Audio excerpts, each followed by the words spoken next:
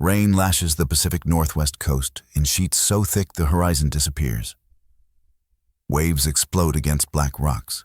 Cedar trunks bend like bows. Every leaf drips. The storm has raged for 3 days without pause, the kind of cold, relentless downpour that soaks through wool in minutes and turns cotton into a clammy shroud. Yet, on the narrow beach below, the village figures move steadily between overturned canoes. Their heads and shoulders remain dry. Dense capes of red cedar bark flare from their necks like shingles on a roof. Broad conical hats of woven spruce root channel water in steady streams away from the face. No one shivers. No one wrings out sleeves. The rain strikes beads and falls away.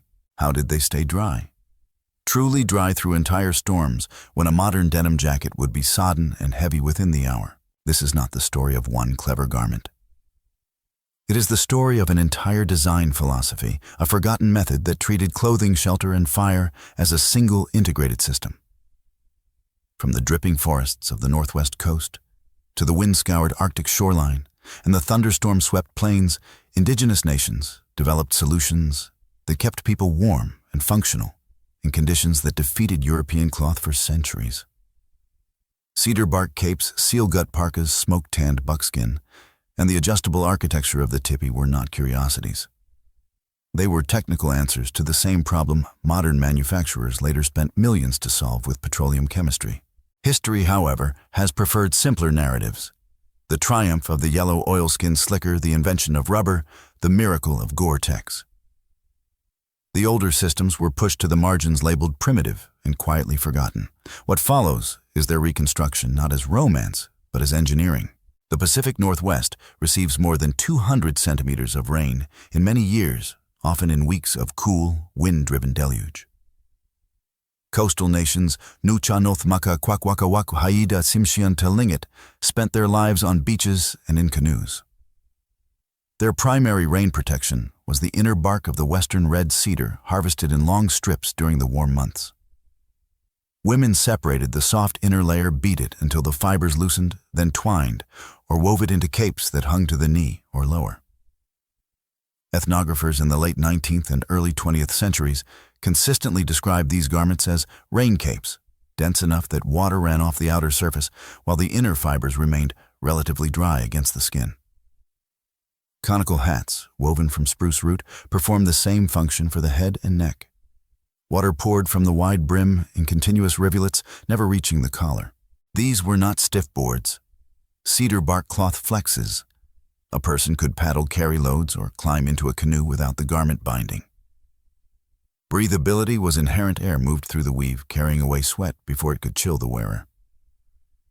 When the task ended, the cape was hung near the longhouse fire. Cedar dries quickly and does not rot. Far to the north in the Bering Sea and along the Arctic coast, Yupik, Inupiaq, and Unangan hunters faced a different threat. Constant spray and driving sleet at temperatures near or below freezing. Their answer was the gut parka. Intestines of seal walrus or bearded seal were cleaned, turned inside out, and inflated like balloons to dry in the cold wind. The resulting material was thin, strong, and almost perfectly waterproof. Women cut it into long panels and sewed them with overlapping seams using fine sinew thread, often in a running stitch that was then coated with seal oil. The finished hooded garment weighed less than a modern lightweight rain jacket, yet repelled water completely. Cuffs and hem were drawn tight with cords. A ruff of wolverine fur kept icy breath from condensing inside the hood. Museum documentation from the Anchorage Museum and the Smithsonian confirms that these parkas were standard equipment for open boat travel and kayak hunting. Men wore them for days at a time in conditions that would soak any cloth through in minutes. On the Great Plains, rain arrived in sudden violent storms, accompanied by high wind. Lakota Cheyenne and Crow families relied on smoked buckskin clothing and the portable architecture of the Tipi. Hides were brain-tanned. Every animal carries enough brain to tan its own skin, then sewn into shirts, leggings, and dresses. The crucial final step was smoking over a low fire of punky cottonwood or willow. Smoke resins penetrated the fibers, rendering the leather water-resistant, and more importantly, preventing it from stiffening into rawhide when wet and dried repeatedly. Modern experimental tanners confirm that properly smoked buckskin can be soaked, wrung out, and worn soft again within minutes near a fire. The Tipi itself completed the system. 15 to 20 buffalo hides were sewn into a cover stretched tight over a frame of lodgepole pine. At the base, the cover was staked or weighted with stones. At the apex, 2 adjustable smoke flaps could be pivoted with poles from inside. In fair weather, the flaps stood open for ventilation. In driving rain, they were angled to deflect water while still allowing a small updraft. The central fire burned safely, drying damp clothing and warming the air. A dew-cloth liner of thinner hide hung inside the lower wall, creating a dead air space that further insulated and prevented condensation. Families could ride out multi-day storms in shirt sleeves emerging dry when the sky cleared.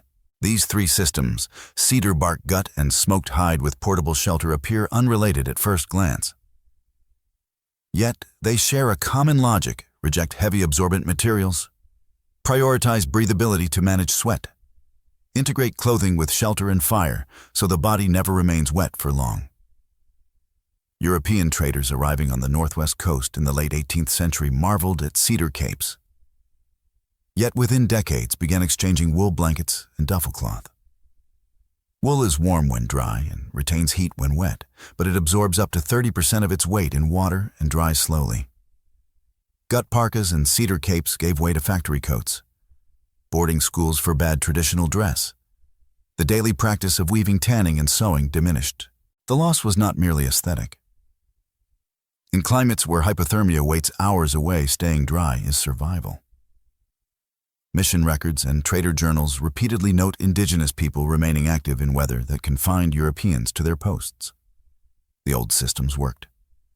They were simply written out of the story as progress marched forward in rubber boots and waxed cotton. Today the knowledge survives in fragments. Tlingit weaver Lily Hope teaches cedar bark techniques in Sitka.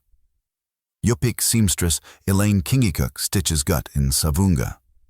Lakota tanner Dallas, Chief Eagle, smokes hides on the Rosebud Reservation. Museum collections hold thousands of capes, parkas, and tipis, once dismissed as relics. Contemporary bushcraft practitioners test smoked buckskin in Scottish rain and report it outperforms untreated leather by wide margins. Indigenous designers now experiment with hybrid garments. Cedar reinforced with modern thread gut panels in synthetic shells, proving the old principles remain valid. The storm that opened this account still returns each winter to the northwest coast. Rain falls in silver cords through cedar boughs. Surf thunders, rivers swell. Yet inside museum cases, and in the hands of living makers, the old answers endure. A cedar cape sheds water like the roof of a house. A gut parka glows translucent in the light. Smoke rises steady from a tipi pitched against the wind. The method was never magic. It was observation refined across generations. Water runs downhill. Smoke rises, breath must escape, and no people need accept being cold and wet as inevitable. The garments are quiet. The engineering speaks for itself.